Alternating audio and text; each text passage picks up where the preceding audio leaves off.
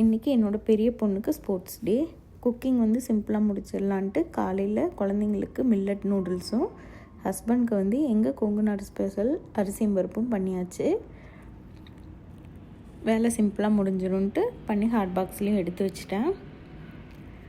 இப்போ வழக்கம் போல் 8:30க்கு அதே கிரவுண்டில் தான் வச்சுருந்தாங்க இந்த இயர்.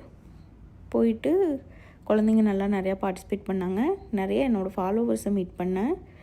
அதுக்கப்புறம் என்னோடய பாப்பா வந்து அப்டிக்கல் ரேஸில் கலந்துருந்தா, கடைசியில் வின்னும் பண்ணிட்டா.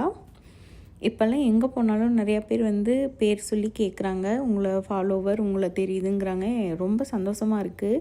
ஒரு சிலர் எங்கேயோ பார்த்த மாதிரி இருக்குன்னு மட்டும் இது பண்ணிவிட்டு இந்த காலேஜா இந்த ஊரான்னு கேட்குறீங்க.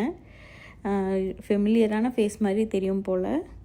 என்னோடய பொண்ணு ஃபைனலாக ரேஸில் வின் பண்ணிவிட்டு செகண்ட் ப்ரைஸ் வாங்கினா அப்டிக்கல் ரேஸில்.